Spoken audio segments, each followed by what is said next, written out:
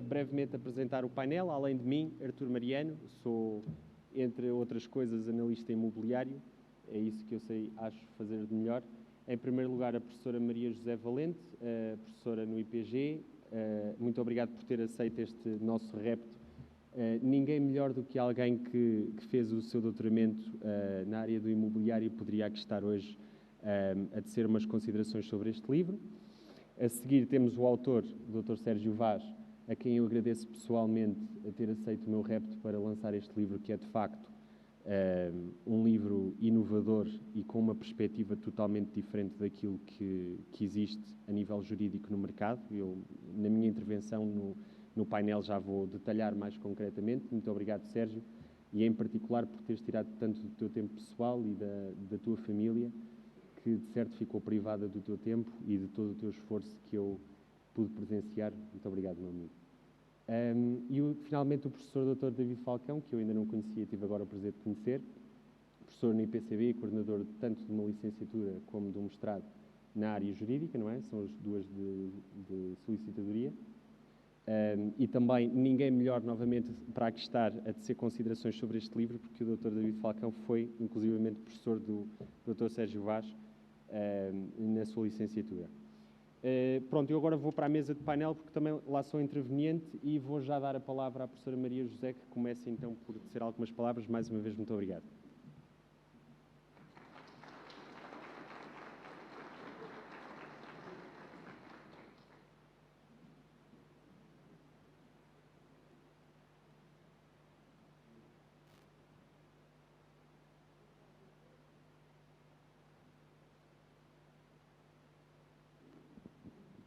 Boa tarde a todos. Logo de início, não poderei deixar de dar as primeiras palavras para agradecer a generosidade do convite que me foi formulado, parabenizar o Dr. Sérgio Vaz, autor da obra Domina a Lei Imobiliária, e ao Dr. Artur Mariano, promotor deste projeto. Bom, e agora já a jeito de introdução, uma vez que a missão e um pouco também a visão deste projeto a que o Dr. Artur Mariano, portanto, se envolveu e de forma obstinada quer seguir para a frente, que tem a ver com o imobiliário, eu acho que é interessante relevar o facto de esta apresentação da obra, portanto, Domina a Lei Imobiliária, acontecer na semana a seguir ao Conselho de Ministros ter aprovado legislação relativa às sociedades de investimento e gestão imobiliária, na terminologia portuguesa, o SIGI, correspondente a um veículo financeiro americano com meio século de existência, o RETI, o Real Estate Investment Trusts. Eles hoje estão alargados a 37 países, apareceram em Espanha em 2013 e gerem 1,7 bilhões de dólares.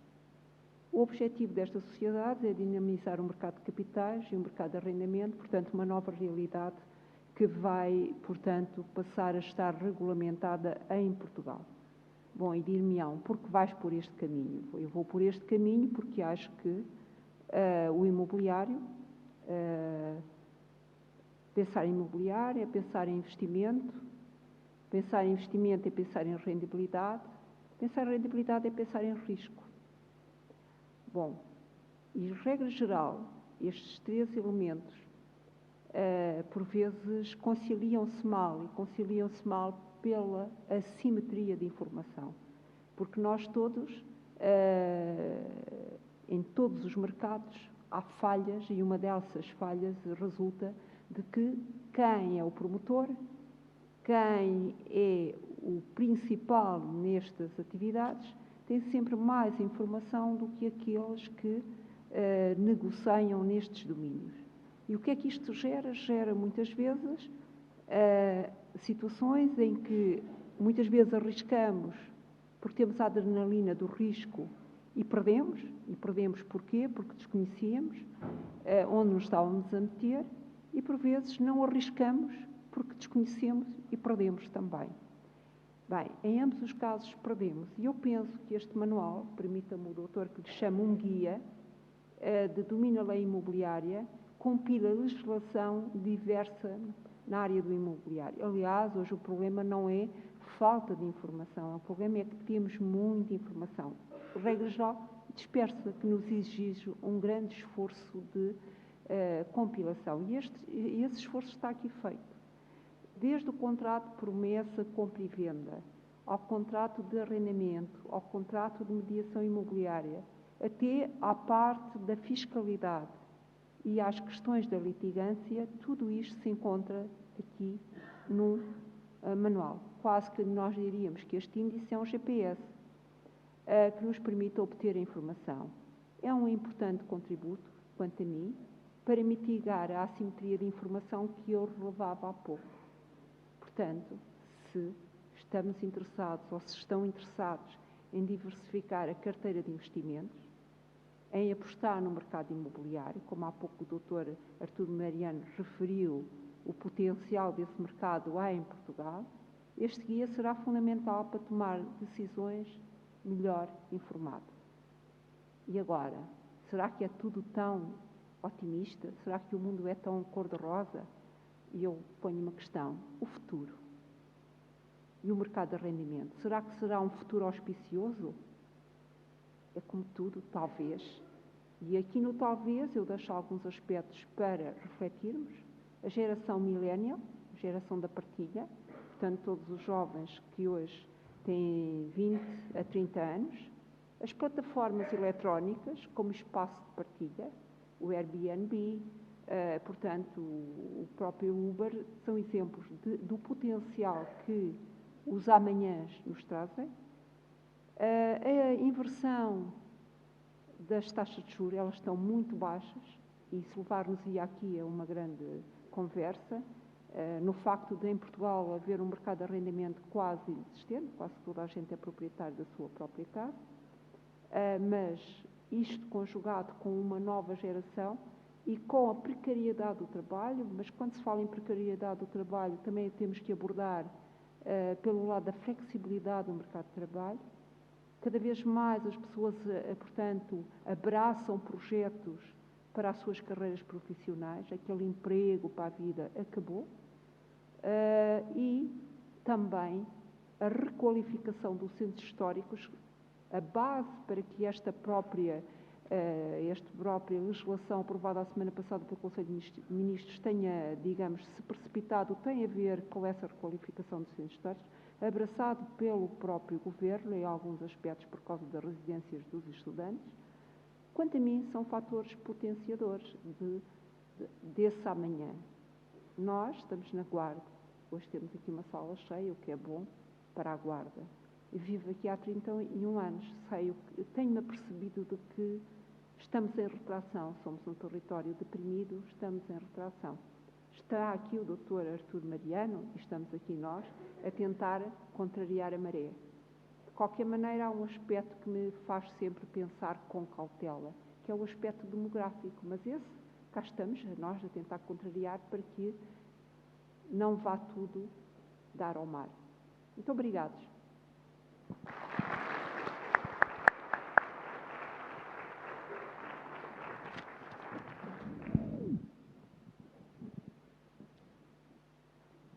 Ora, sou eu agora, não é? Eu não tinha aqui um script propriamente programado para dizer. Fui aqui pegando em algumas ideias que a professora lançou e vou, antes de mais, dizer que o repto que nós lançámos ao Sérgio para escrever este livro era na ótica do investidor imobiliário, que é isso que nós fazemos na empresa e é isso que nós entendemos que se coadunaria com aquilo que era o interesse da nossa audiência, etc. Mas, à medida que o Sérgio foi escrevendo este livro, fomos-nos apercebendo, conjuntamente, que o público-alvo de interesse ia muito além daquilo que é o mero investidor imobiliário e, de facto, até conhecendo eu várias pessoas no meio jurídico, todos me disseram aquilo que há em termos de manuais jurídicos são coisas com códigos, coisas muito importantes, coletâneas de jurisprudência, etc., coisas muito importantes, mas não há manuais práticos acessíveis, quase um beabá, da parte legal do imobiliário e, portanto, até para os próprios juristas este livro se tornou, acho eu, de extrema relevância. Mas mais do que isso, para bancários, para mediadores de seguros, para toda a gente. Nós tentámos que o foco fosse o investidor imobiliário e eu aqui gostaria de tocar em alguns pontos que a professora Maria José disse e com os quais eu concordo inteiramente.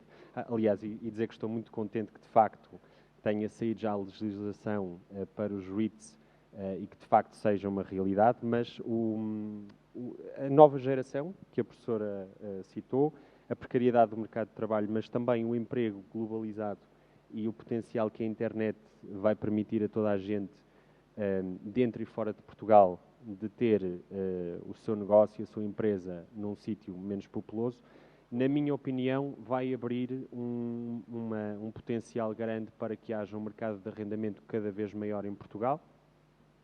E, de facto, se nós temos taxas de habitação própria e permanente altas, na casa entre os 70% e os 80%, que contrariam tudo aquilo que é lógico à escala europeia, porque as economias mais fortes, e falo, por exemplo, da Alemanha, uma realidade que eu conheço muito bem, porque lá vivi 5 anos, as taxas de habitação própria são muito, muito mais baixas. E em Portugal, na minha opinião, elas vão baixar e vai haver cada vez mais necessidade para arrendamento, também por várias razões que a professora citou. E nesse sentido, este livro oferece, e foi isso que tentámos, que qualquer pessoa que invista em imobiliário, e eu agora queria fazer a ponte do que estava a dizer para as massas, é que o investidor imobiliário em Portugal hoje já não é 0,3% da população. Hoje em dia nós temos, de facto, o alojamento local, como a professora citou. Hoje em dia qualquer pessoa é senhoria em Portugal, que contraria aquilo que é a história da concentração do património imobiliário em Portugal, que se concentrava, de facto, num conjunto muito, muito pequeno de pessoas.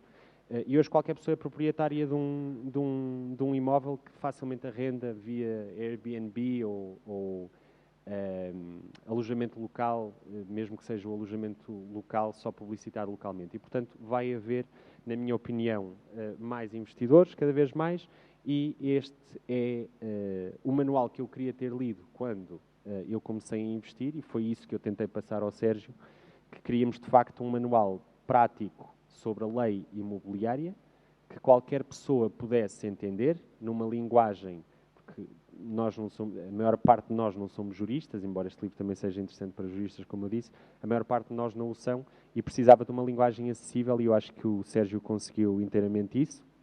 Foi um processo complicado que nos demorou muito mais tempo que aquilo que nós gostaríamos e que tínhamos inicialmente planeado, mas eu acho que o resultado está de facto fantástico e não tenho muito mais a acrescentar a este resultado final. Pronto, no fundo eu acho que toquei em todos os pontos. Queria só novamente agradecer à professora por estar aqui hoje e ao professor Dr. David Falcão por ter também aceito este nosso repto. Vou-lhe agora passar a palavra e também o microfone.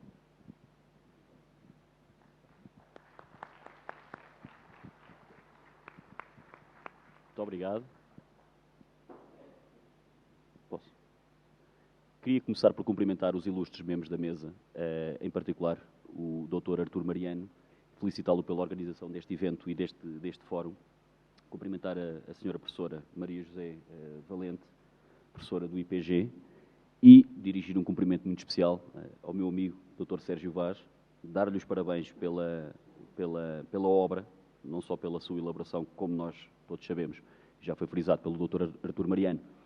Foi uma obra que, apesar de parecer fininha em comparação com aqueles manuais, aqueles calhamaços jurídicos, a que eu, pelo menos, estou habituado enquanto jurista, é, de facto, uma obra que deu um imenso trabalho. Quero cumprimentar também todos os presentes e dirigir um abraço especial aos meus ex-alunos, já vi bastantes, e é motivo de felicidade ver-vos sempre que posso. É também um motivo de satisfação minha pessoal, por ser amigo do Sérgio, e permita-me que o trate por Sérgio, ver o auditório praticamente cheio, é sinal que vieram em massa a este evento justamente pelo carinho que têm pelo Sérgio ou pelo interesse eventual que a obra vos tenha despertado.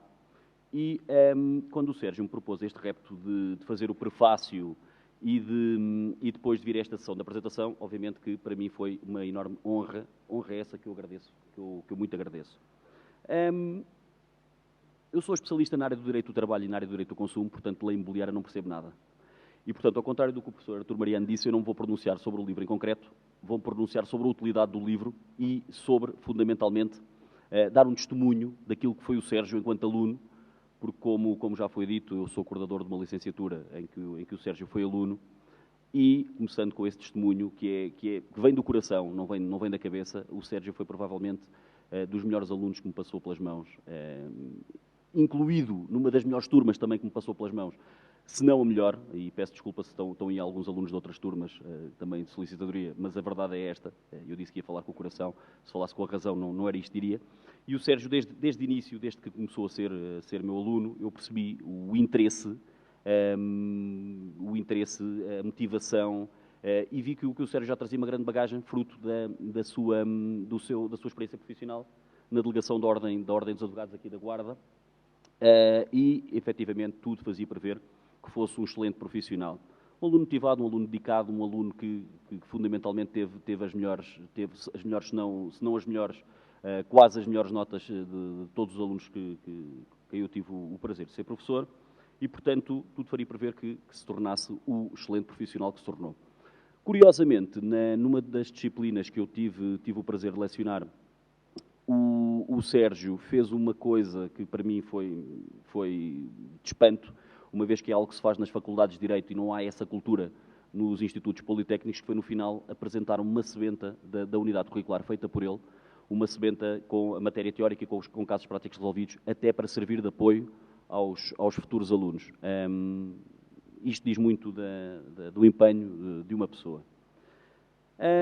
Quanto à obra em concreto, eu queria apenas dizer, e repetir um pouco aquilo que já foi dito, que efetivamente vem suprir uma lacuna de mercado. Nós, juristas, como eu disse anteriormente, estamos muito habituados ao quê? Estamos muito habituados a, quando temos que procurar algum instituto jurídico, ir a uma obra com mais de 1000 páginas, e para que cheguemos a alguma conclusão, temos que andar ali atrás de jurisprudência, temos que perceber o direito alemão, o direito francês, o direito italiano, e, portanto, muitas vezes é contraproducente para os não-juristas e até, inclusivamente, para alguns juristas. Portanto, o cidadão comum que pretenda perceber minimamente conceitos basilares sobre o direito imobiliário e, muitas vezes, para os próprios investidores quererem começar a aventurar-se no investimento, esta obra é perfeita. Perfeita porquê? Porque não só tem explicações basilares sobre cada um dos institutos, e atenção, tem uma riqueza extrema, e o trabalho que esta obra deu prende-se fundamentalmente com a multidisciplinaridade do conteúdo, uma vez que abarca diversos ramos do direito, direito às obrigações, direito dos contratos, direito bancário, resolução alternativa de litígios, direito processual civil, e, portanto, a riqueza dessa obra também reside nesse ponto, e, portanto, acho que é uma obra fundamental para o cidadão comum que pretenda aprofundar minimamente os seus conhecimentos no âmbito do direito imobiliário. Obviamente que não será uma obra de descartar, inclusivamente na academia e por parte de juristas, uma vez que é bastante clara. Para além de ser clara em termos explicativos, as explicações teóricas são elucidadas também com múltiplos exemplos práticos e inclusivamente com algumas minutas. Muitas pessoas às vezes vão procurar as minutas à internet e muitas vezes essas minutas não têm qualquer tipo de rigor científico e, portanto, está aqui uma boa obra que pode eventualmente colmatar também essa lacuna neste âmbito. Eu não tenho muito mais a acrescentar, a não ser comprem a obra, recomendado por um jurista. Acho que devem comprar, e se puderem comprar duas, melhor. O Dr. Sérgio agradece. Eu quero desejar as maiores felicidades ao Dr. Sérgio, na vida pessoal e na vida profissional. É um tremendo orgulho para mim estar aqui hoje no evento. Espero que seja o princípio de muitos outros, e este seja o primeiro de muitos outros. Muito obrigado.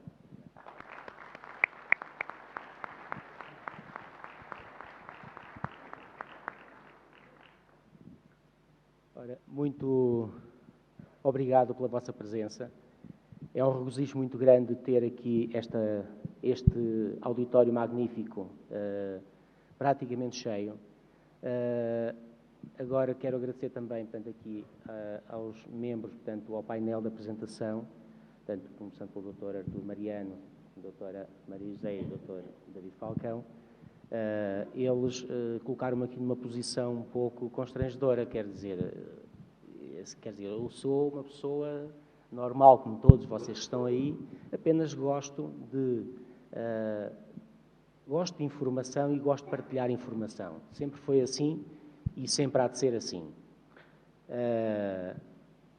Agradecer também, portanto, reiterando as palavras do Dr. Artur Mariano, portanto, disponibilidade tanto ao Sr. Diretor, tanto daqui da Casa de Saúde, Bento Meni, aos patrocinadores FIE, que também sem eles também não era possível, portanto, a organização que temos aqui nesta tarde, portanto, ao patrocinador do evento em particular, portanto, Ergovisão Guarda, que está aqui também representada, à fantástica equipa de logística que também teve a gentileza nas várias áreas de ajudar também portanto, a orientação da entrada e vai certamente também na orientação portanto, para a saída, portanto, para vos ajudar também aqui a circular dentro deste espaço magnífico. E, finalmente, a todos quantos aceitaram associar-se a este evento, nomeadamente familiares, colegas, solicitadores e advogados. Para mim continuarão, são sempre colegas, os advogados também, porque eu tenho mais tempo de trabalho com advogados, propriamente com solicitadores, mas eu, para mim, tenho todos um carinho especial. Os mediadores imobiliários também, que sei que aqui alguns estão representados, bancários, curiosos e muitos amigos. Felizmente, sou uma pessoa com boas relações, gosto de me dar bem com todas as pessoas, primo sempre por arranjar sempre soluções para que as pessoas saiam bem comigo, acima de tudo. Felizmente, hoje temos aqui um auditório bem composto, como referi, e este auditório, portanto, tem aqui pessoas de diversos pontos do país, portanto, não só do Distrito da Guarda, há muitos que eu certamente vou falhar, mas desde o Distrito da Guarda, sei lá, Covilhã, Fundão, Castelo Branco, Porto Alegre, Évora, talvez Porto, não sei, há assim uma série de localidades a nível nacional que estão aqui hoje. E eu agradeço-vos do fundo do coração terem deixado o vosso lugar quentinho lá em casa, portanto, o vosso canto, e virem para aqui, portanto, para me ouvirem aqui este bocadinho. Agora, indo diretamente aqui à questão do livro, portanto, porque é que eu escrevi este livro? Portanto, este livro aqui, naturalmente, surgiu, como já aqui foi referido pelo Dr. Artur Mariano, inicialmente, portanto, principalmente o gosto pela escrita. Portanto, eu sou uma pessoa que gosto de escrever e, além de escrever, gosto de partilhar conhecimento. Sempre foi assim, como referi, não só, portanto, na Ordem dos Advogados onde trabalhei, ao longo do tempo onde trabalhei como funcionário de um escritório de advogados também, na própria escola, portanto, nós fazíamos, eu e alguns colegas que temos aqui, nós fazíamos umas sebentas fantásticas que depois partilhávamos com todos os colegas, portanto, ou seja, nós gostamos de conhecimento, mas gostamos de partilhar conhecimento. E se calhar é por causa das pessoas não gostarem de partilhar conhecimento que ainda não existe no mercado um livro como este que está aqui. Depois, o desafio lançado pelo Dr. Artur Mariano, que despertou, portanto, a realização deste livro. Este livro, efetivamente, eu já tinha pensado em escrever alguma coisa, é um facto. Um dia alguém me disse, olha, já tens um filho, já plantaste uma árvore, falta de escrever um livro. E eu, efetivamente, concretizei já esse desejo, naturalmente, e que, no fundo, seja um desejo concretizado, que, no fundo, vá colmatar, ou pelo menos preencher alguma lacuna que exista e que sirva de algum ensinamento, pelo menos, ou aprofundamento de conhecimento para todos aqueles que o adquirirem.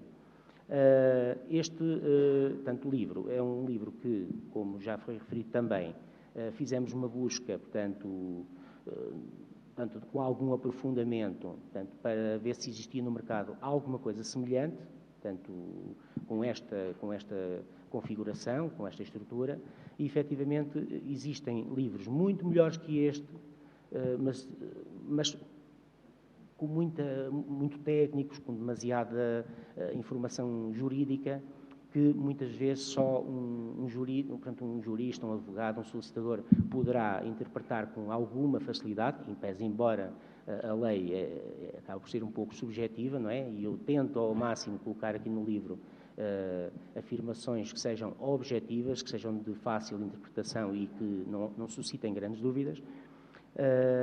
E, efetivamente, portanto, estas são as razões basilares que me levaram a escrever este livro. Este livro aqui, além deste desafio que foi lançado, portanto, ele tem características diferenciadoras. Pronto, porque escrever um livro no meio de milhares e milhares de pessoas conceituadas que existem no ramo do direito, eu, um mero solicitador que estou nisto há pouco tempo, e apareço com um livro destes, no fundo, o que é que eu quis fazer com que este livro fosse diferenciador no mercado e que trouxesse algo de novo? Primeiro, vou usar mesmo um termo que nós, ao longo de todo este trabalho que tivemos com o livro, ele está escrito em português de Portugal. Português de Portugal. Não estou a desprestigiar o português do Brasil, naturalmente, mas isto é só para dizer que é um livro que está escrito de forma a que qualquer pessoa, apesar do nível de escolaridade que possa ter, consiga retirar daqui conhecimento jurídico para, quer seja para a própria profissão que possa incluir o envolvimento com imóveis, quer para simplesmente comatar alguma curiosidade até. Este livro aqui, além de, portanto, ser um livro que está escrito em português de Portugal, é também um livro que reúne, portanto, é uma compilação de diversos temas, no caso, contratos e várias informações relacionadas também com imóveis. Ou seja, foram abordados, portanto, os contratos, na minha ótica, na minha visão, portanto, mais relacionados com o imobiliário, portanto, explicar, vocês, se há alguns que tiveram a ocasião de adquirir o livro, e como já foi referido aqui, o índice acaba por ser, portanto, digamos que quase um GPS que nos leva à informação que desejamos adquirir, portanto, perante qualquer tipo de contrato que desejemos, portanto, conhecer e, de algum modo, retirar alguma informação. Pronto, são usados também, portanto, alguns exemplos práticos, porque, assim, isto do direito, às vezes é um pouquinho complexo, e há termos jurídicos. Eu recordo-me, por exemplo, quando estava a estudar, e aqui o Dr. David Falcão corrigir-me-á, se ele saberá, quando, muitas vezes, estamos a falar, por exemplo, dos contratos de promessa de compra e venda, as pessoas associam que, por exemplo, o contrato de promessa de compra e venda que é uma coisa fácil, simples de assimilar.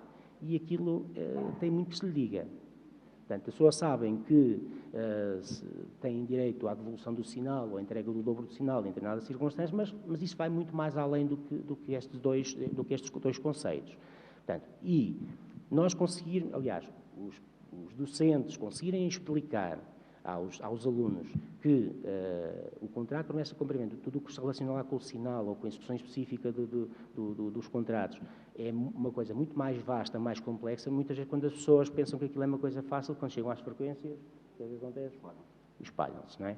Pronto. E eu tive aqui um desafio profundo de tentar explicar aqui neste livro, com palavras muito simples, como é que se explica essa situação do sinal. Poderá haver quem explique melhor que eu, certamente haverá, mas neste momento eu tenho a certeza de que o que expliquei ali, as pessoas com facilidade ou com relativa facilidade conseguirão, portanto, assimilar essa informação. Além do mais, portanto, tem um conjunto de minutas que eu fiz questão de as completar, não digo até à exaustão, porque as cláusulas contratuais nós podemos incluir uma infinidade delas, mas tentei, pelo menos, fazer conjugar aqui uma série de cláusulas que permitissem, pelo menos, superar as cláusulas que existem, quer na internet, como já foi referido, e que essas cláusulas muitas vezes trazem lacunas, portanto, na lei e outras situações que podem levar, inclusive, à nulidade dos contratos, e, inclusive, vamos lá ver, ou seja, que essas minutas, vocês, ao utilizarem-nas para determinadas situações, que lhe retirem cláusulas e não que necessitem de lá colocar cláusulas, porque ela está completa demais para determinadas situações. Portanto, é isso que eu acho mais importante. Além do mais, é o seguinte, perdão, que problemas é que foram identificados e que justificaram, portanto, a realização deste livro? Já expliquei um conteúdo, já expliquei aqui um pouco sobre as características que o diferenciam dos demais livros existentes no mercado, e quais é que foram os problemas identificados. Logo à partida, o problema inicial que eu identifiquei foi o problema que me foi apresentado pelo Dr. Artur Mariano. Portanto, ele queria ter um livro destes quando começou a investir no seu imobiliário, no seu património imobiliário de investimento que ele está a fazer. E facilmente chegámos à conclusão que o problema do Dr. Artur Mariano é o problema de muitos milhares de pessoas existentes em Portugal ou no estrangeiro, que queiram investir em Portugal, já não me vou alongar para além fronteiras, e que nós tentámos, portanto, arranjar aqui uma solução. Um dos outros problemas que foram efetivamente identificados é que não havia um manual prático, portanto, relacionado ao imobiliário. E como eu já estava a dizer, portanto, assim, não existe um manual prático porquê? Não existem pessoas no mercado jurídico com capacidade para fazer um livro destes? Logicamente que não é isso.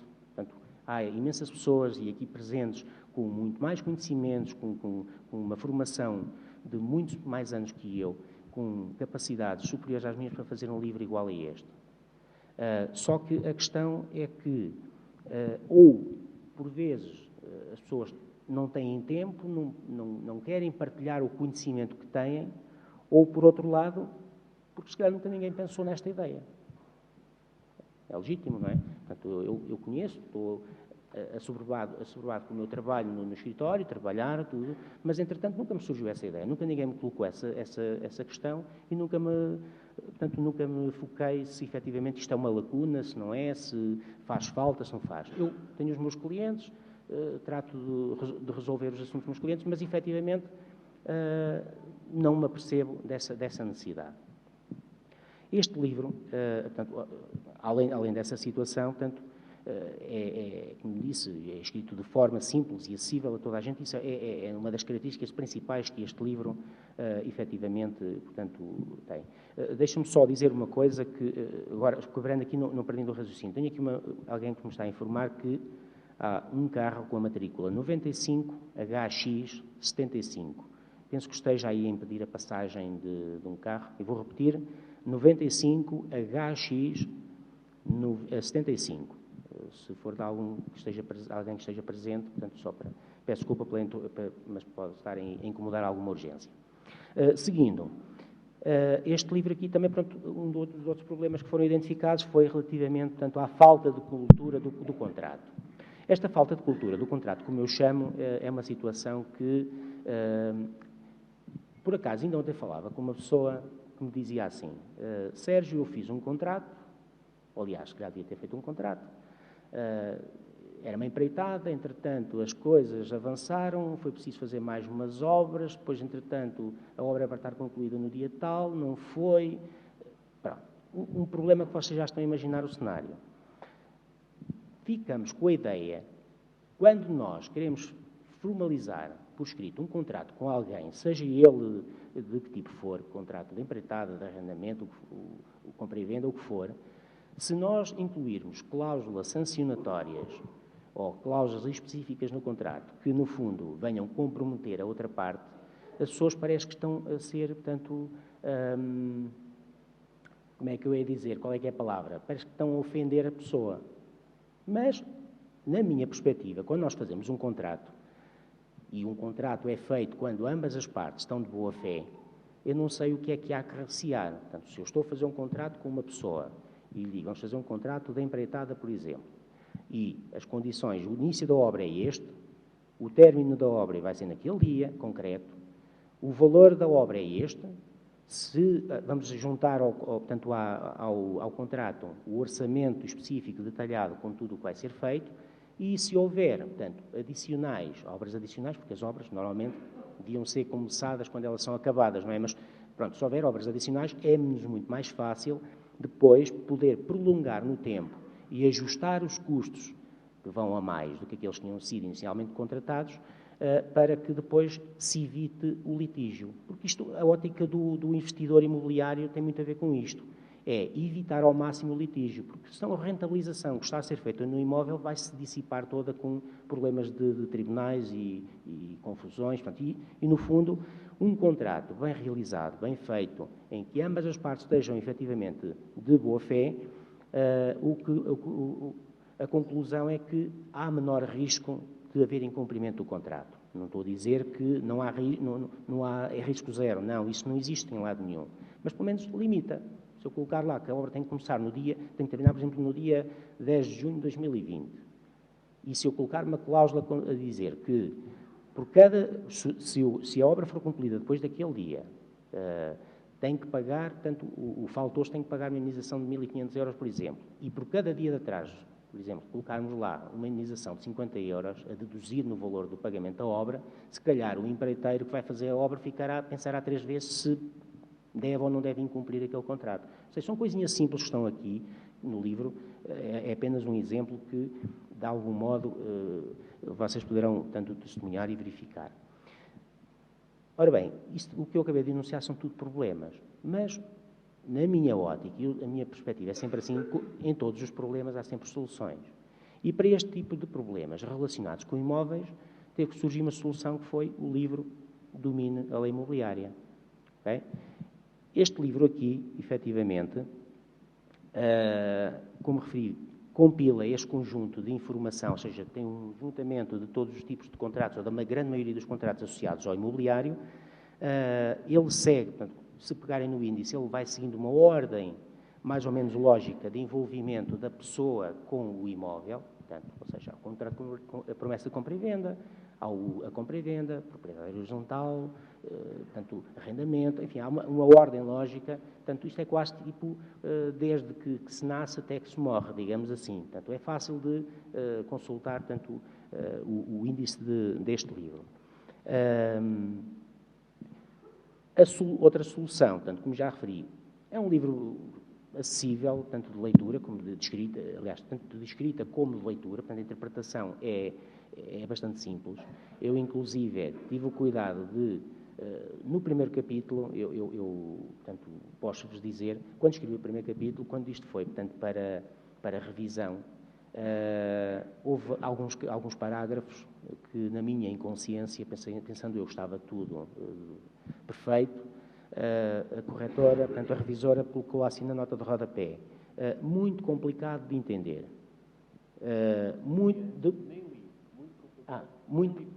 Nem li tudo. Muito complicado de entender. Demasiado jurídico. E eu, entretanto, ok, então, mas não é, se o objetivo é tornar isto simples, e daí, destas trocas de informação, é que surgiu o tal português de Portugal. E eu disse, Artur, vou ter que rever este capítulo e vou ter que colocar isto em português de Portugal para que toda a gente entenda. E assim foi. Refiz aquelas partes deste capítulo. Entretanto, pedi à minha colega de escritório e disse, Ana Tércia, lê lá esta versão 1, lê lá isto e vê se percebes. E ela, efetivamente, leu aquilo e ela disse, tranquilo, está tudo ok, eu percebo tudo o que aí está. Ok, então agora, versão 2. E ela disse, está tudo igual, só que percebe-se mais fácil. Pronto, então estamos a chegar àquilo que desejamos, que as pessoas, no fundo, tenham informação acessível e de fácil interpretação. Portanto, não precisamos de ser juristas para interpretar esta situação. Atenção, estou aqui a dizer isto, mas há situações complicadas, nunca dispensam portanto, que recorram a um advogado, a um solicitador, porque isto aqui é meramente informação, mas atenção que as leis, portanto, os advogados e solicitadores, no fundo, é que poderão, em última análise, dar informação concreta e final para a resolução dos vossos problemas. No fundo, são abordados, portanto, os vários contratos, como estava a dizer, desde o contrato de promessa até a parte dos litígios, como foram verificados aí no final. Portanto, fala-se também aqui um pouco sobre a constituição de empresas, portanto, porque isto depois, quando as pessoas começam a se envolver com imóveis, inicialmente, portanto, um imóvel, 2, 3, chega-se a uma altura que pode justificar-se a constituição de uma empresa, começa a haver mais despesas, os impostos são mais elevados, há forma de começar a ponderar, será que eu, se constituir uma empresa e passar o património para uma empresa, consigo, não é não pagar impostos, é pagar menos impostos, de forma legal, tudo como deve ser, e existem algumas formas disso acontecer. Há soluções, portanto, havia um problema, havia uma solução, já acabei de referir, e agora é quem é que vai ganhar com esta solução? Não é? Quem ganha com esta solução? Inicialmente, quando comecei a escrever o livro, como estava a dizer, a solução era direcionada, portanto, como dizia o guia legal completo, para investidores imobiliários e senhorios. Portanto, público-alvo, o nicho de mercado para o qual tinha sido escrito este livro, inicialmente, eram estas duas figuras. Portanto, investidores imobiliários e os senhorios. Para investidores imobiliários, foi a parte que já falámos mais e abordámos mais aqui neste pedaço de tempo que estamos aqui em conjunto, que é a informação completa sobre leis, portanto, completa, mas não demasiado aprofundada, porque o investidor imobiliário não necessita disso. O investidor imobiliário precisa sempre saber o que é, como é, para que serve, como é que eu faço, onde, é isso que ele só quer saber a resposta a essas questões. E é precisamente isso que este livro tem. Se vocês verificarem no livro, isto começa, contrato, promessa, compra e venda. O que é? Que utilidade tem? Que elementos é que devem constar do contrato? É isto que o investidor imobiliário deseja saber. Nada mais. Não quer cá saber se aquilo tem cláusulas muito complicadas. Não é isso que interessa. A leitura simples para eles perceberem bem cada um dos contratos. Os exemplos práticos que muitas vezes acabam por se refletir nas suas próprias vidas quando querem, portanto, investir em imóveis, comprar, arrendar, vender, doar, enfim, fazer uma série de atos jurídicos e as minutas completas que têm ao dispor para as usarem em proveito próprio, naturalmente. Depois também temos aqui a questão dos senhorios que tem imensa informação sobre arrendamento. O arrendamento é um dos contratos mais completos, ou pelo menos mais extenso, do Código Civil, fora a legislação avulsa que o complementa, portanto, tem aqui informação sobre o arrendamento, coisas simples, como escolher um inquilino. É que, se nós soubermos escolher um inquilino, 50% à partida dos problemas com ele estão resolvidos.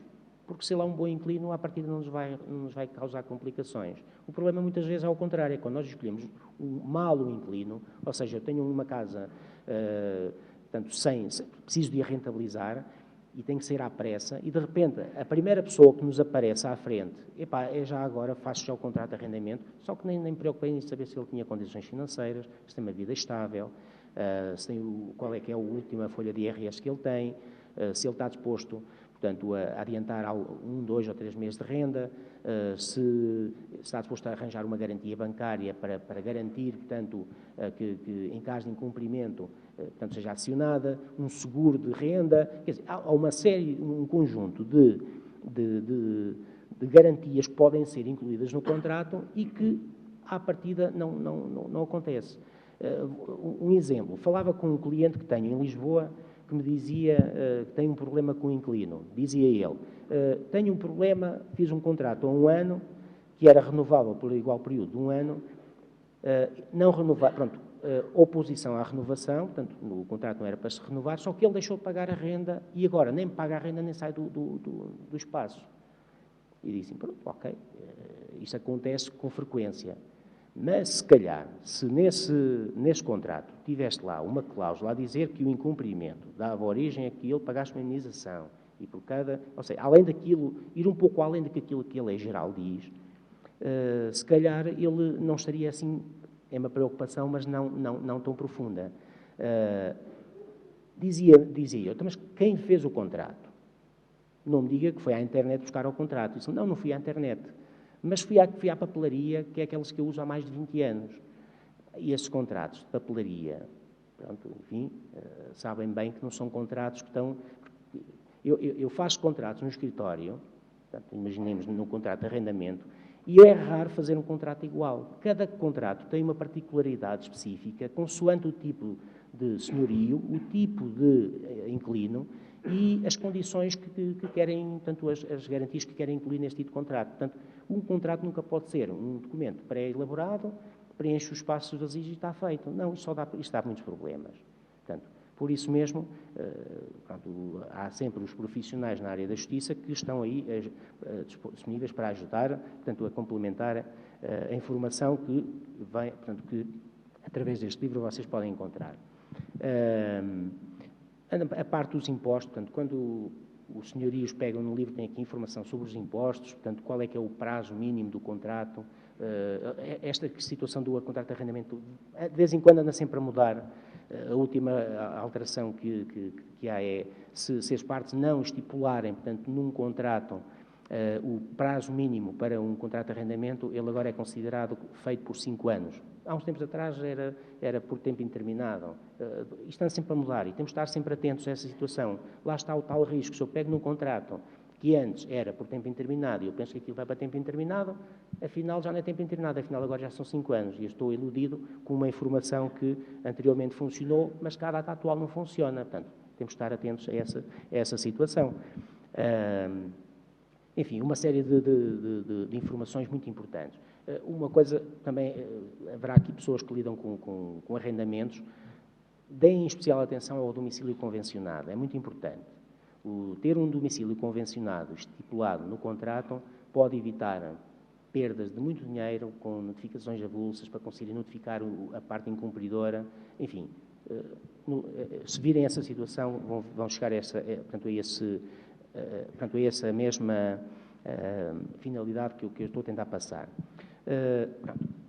Inicialmente era investidores imobiliários e senhorios, mas à medida que fui escrevendo o livro, de facto comecei a perceber que este livro vai ser importante até mesmo para mim mesmo no escritório. Vou fazer um documento qualquer e tenho aqui informações, portanto, bastante interessantes. Mas antes de chegar à parte dos juristas, digamos, advogados e solicitadores, os mediadores imobiliários, por exemplo, há aqui uma informação interessante. Só para perceberem que isto aqui, há muita gente que pode ganhar com o conteúdo deste pequeno livro. É um livro fininho, pequenino, mas, no fundo, na minha opinião, bastante rico.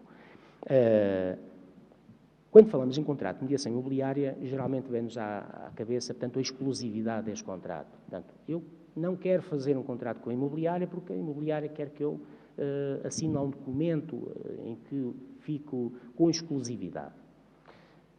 E o facto do contrato ser com ou sem exclusividade, já na cabeça das pessoas já é uma complicação, já me limita que eu possa fazer a venda por mim ou por outra empresa desse imóvel que eu pretendo vender. Mas ainda há um outro pormenor, é que além da exclusividade, ainda existe uma exclusividade absoluta que ninguém fala. É que a exclusividade absoluta limita mesmo, ou seja, enquanto que a exclusividade, só a imobiliária concreta a que eu contratei pode fazer a angariação de potenciais compradores de um imóvel e eu próprio, proprietário, também o posso fazer, em nome pessoal, a exclusividade absoluta desvincula-me a mim, proprietário, de poder fazer isso. Ou seja, é a exclusividade absoluta da empresa que eu for contratar. E muitas vezes isso é complicado portanto, não tenho conhecimento, pensei que as imobiliárias tinham até um conhecimento dessa parte e isso às vezes percebi-me que na realidade não funciona. Portanto, as imobiliárias, portanto, sei que gostam de ajudar os seus clientes, em tudo o que podem, tanto a nível de procuradoria, em tudo o que podem fazer, embora por vezes alguns até extrapolam um pouco as competências que têm e chegam até à procuradoria ilícita, ou seja, fazer atos que só são próprios de advogados e solicitadores, e isso só a mera informação, e está a pena de prisão até 1 ano, portanto, pessoas que possam fazer atos para os quais não estão habilitados podem ficar, portanto, sujeitos a um crime de procuradoria, portanto, classificado como procuradoria ilícita, e por isso lá está, mais uma vez, que há profissionais específicos para essas áreas. No que respeita aos solicitadores, advogados e juristas, efetivamente, temos vários elementos no livro que são interessantes, portanto, desde quais são os elementos, quais são os documentos que nós necessitamos para a instrução de um documento particular autenticado. Um documento particular autenticado, para quem não conhece, é a mesma coisa, portanto, tem a mesma validade jurídica que uma escritura pública, só que a escritura pública é feita por um notário, enquanto que o documento particular autenticado é feito por um advogado ou por um solicitador, portanto, mas a validade jurídica é a mesma. Tem minutas para fazer termos de autenticação, portanto, ou seja, a validade jurídica de um contrato feita por um advogado ou um solicitador só tem validade jurídica se for feito o termo de autenticação, coisa que o notário não está obrigado a fazê-lo desta forma, faz de outra forma, mas tem minutas também desse género no contrato. Tem algumas minutas do contrato de promessa de compra e venda, contrato de compra e venda, quando nos focamos um pouco mais a fundo no contrato de promessa de compra e venda, são abordadas questões também que têm a ver com o sinal, a eficácia real, a execução específica, enfim, questões que depois podem, consoante a necessidade do cliente, especificar, tanto dentro do contexto da necessidade deste cliente. No que respeita a bancários, aparentemente isto parece que não pode até nem se relacionar com bancários, mas até se relaciona porque desde a verificação da existência de ónus ou encargos, ou seja, um banco não tem interesse nenhum em estar a financiar uma pessoa que quer comprar um bem, um imóvel, no caso, e se o imóvel tiver ónus associados. Até pode ter, é uma questão negocial, mas à partida é mais difícil, mais complicado de ser financiado este negócio. Portanto, a verificação da existência de ónus ou encargos, a constituição de uma hipoteca, portanto, normalmente é a garantia principal que é usada pelos bancos para garantir que o empréstimo venha a ser cumprido ao longo de todo o seu prazo, e conhecer também, o bancário ter conhecimento de quais são as formas de titulação possíveis para que sejam formalizados esses atos, nomeadamente, como já referi, os DPAs e as escrituras públicas. Nos contratos, portanto, contrato de promessa de compra e venda, geralmente é sempre associado. Um contrato de promessa de compra e venda dá lugar à realização de um contrato de compra e venda, uma escritura. Mas nós podemos incluir num contrato uma cláusula, por exemplo, condicional. Eu posso dizer assim, o contrato de promessa de compra e venda só produz efeitos se, por exemplo, o contrato, o pedido de empréstimo vier aprovado. Se eu não mencionar nada, portanto, há uma vinculação muito superior para o promitente comprador, digamos assim, do que se for mencionada uma cláusula condicional. Se aquela condição não se verificar, ou seja, se eu de todo modo tentar por várias formas e não conseguir, por exemplo, alcançar um contrato, portanto um financiamento para a casa, eu não tenho condições para poder comprar. E os bancos, muitas vezes, eu já trabalhei com alguns, e eles pedem cópia do contrato de promessa de compra e venda. Porquê? Porque isso é importante, que é para eles verificarem quais foram as condições que, no fundo, foram acordadas entre as partes para que aquele contrato de compra e venda pudesse ou não ser realizado. Mas não vamos entrar aqui muito, vocês não estão aqui para lhes dar aulas nenhumas de direito, nem coisa que se pareça, nem essa é a ideia. Por exemplo, para os funcionários públicos, acham que este livro tem algum interesse para o funcionário público? Tem interesse para toda a gente. Por exemplo, direito de preferência de imóveis no que respeita ao interesse público. Portanto, temos ali uma casa no centro histórico e eu quero vender, até sou proprietário e o Dr. Artur Mariano quer comprar. É simples, é só fazer isto? Não, há situações que obrigam ao direito de preferência que têm que ser dados e há uma plataforma digital específica para esses conceitos. Portanto, há coisas aqui que, efetivamente, têm que ser salvaguardados e que, na realidade, têm que ser asseguradas. Para finalizar, este livro aqui também, no fundo, além de ser um excelente manual, como já disse aqui o Dr. David Falcão, também será tomara eu ter este manual quando andei a estudar, porque tem aqui informações bastante interessantes e que certamente me iriam ajudar a interpretar certos conteúdos. Este livro também é um livro que serve para curiosos, os curiosos ou as pessoas em geral. A título de exemplo, só para concluir, que já não vou tomar mais do vosso tempo, a título de exemplo, vocês devem negociar imóveis antes ou depois de pedir os documentos do imóvel. Da experiência que eu tenho no meu escritório, geralmente funciona ao contrário. As pessoas negociam com as partes e depois de negociarem o preço e as condições é que vêm trazer os documentos. E muitas vezes vem lá uma salganhada, passa a expressão, que vocês não imaginam. Depois, muitas vezes, gastam mais na regularização do prédio do que custa o prédio. Certo? E o que é que isso traduz? Fizeram um mau negócio. Ou então, desistem do negócio. Portanto, há aqui situações, há sempre uma ordem lógica para que as coisas sejam realizadas. Por exemplo, sabia que é possível fazer um contrato de promessa de compra e venda sem ter a aprovação de um crédito bancário?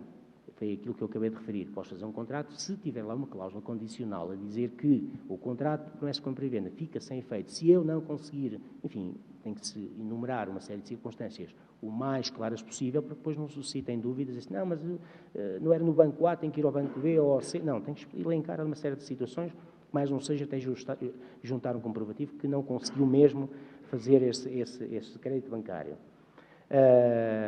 Sabe fazer, por exemplo, uma atualização de renda e como é que se comunica essa atualização de renda. Portanto, estou a falar aqui para o público mais em geral, que não está ligado tanto à área jurídica. Quer dizer, são pormenores pequenos, quer dizer, ou seja, todos os anos sai um coeficiente de atualização de renda e nós fazemos a conta. E aquela conta, até a própria lei diz que aquela conta tem que ter um arredondamento, ou seja, há pessoas que não, dá um valor ao cêntimo e tem que ser, não, aquilo tem mesmo um arredondamento que deve ser feito. E como é que eu devo fazer? Quanto tempo antes é que devo fazer? Portanto, são situações que, naturalmente, que vocês podem fazer. Portanto, os proprietários que têm imóveis podem fazer isso, obviamente, sempre com aquela salvaguarda dos vossos profissionais, o vosso advogado de confiança ou o solicitador, de poder ajudar nessa situação.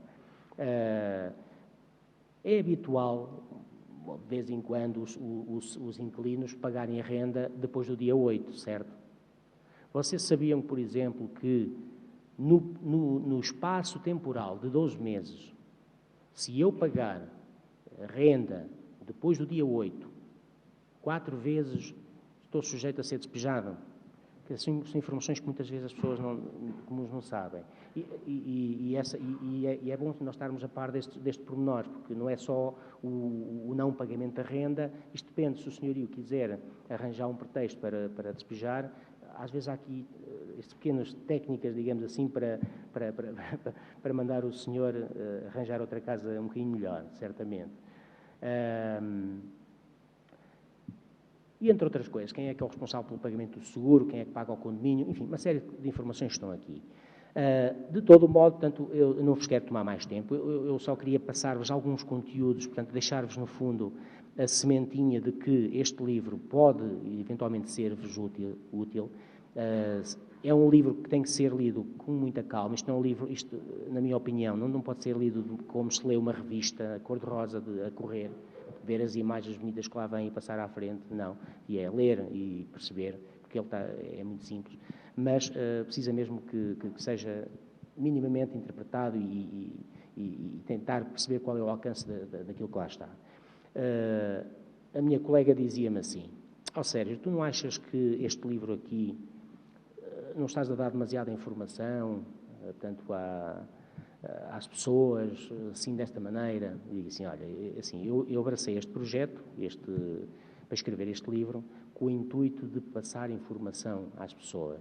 Para eu estar a fazer um livro, simplesmente para ser mais um entre muitos, que efeito prático é quase nulo, valia mais a pena não estar a fazer nada ou fazê-lo só para mim, para o meu escritório lá, para eu ter como uma sebenta compilatória de informações. Portanto, ou seja, é óbvio que vai ajudar muita gente, é um facto. Se calhar vou perder alguns clientes a troco deste livro, talvez, mas se calhar o retorno, depois, pesando a medida, se calhar também vou ganhar outros clientes, certamente, que me poderão ajudar a aprofundar um bocadinho certas questões que aqui estão. Não é com essa perspectiva que eu escrevi o livro, portanto, ele está escrito, está no mercado e vai, com certeza, vai suprir algumas necessidades na área do imobiliário. Eu, neste momento, queria, então, portanto, uma vez mais, agradecer a vossa paciência por estarem-me a ouvir. Eu tentei não ser demasiado, tanto maçador.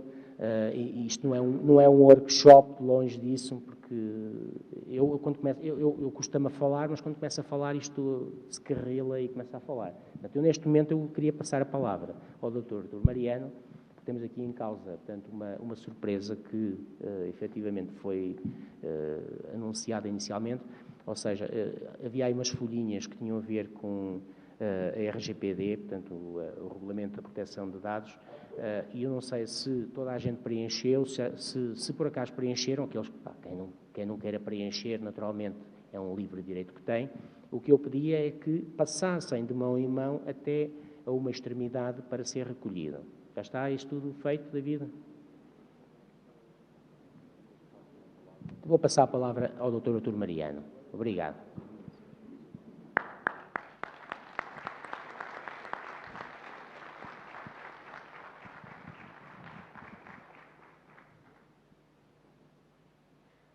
Pronto, entretanto há aí a logística associada à recolha dos papéis. Eu queria só aqui, muito brevemente, dizer umas palavras finais daquilo que aqui foi dito, mas agora, como toda a gente se mexe, pouca gente me vai ouvir.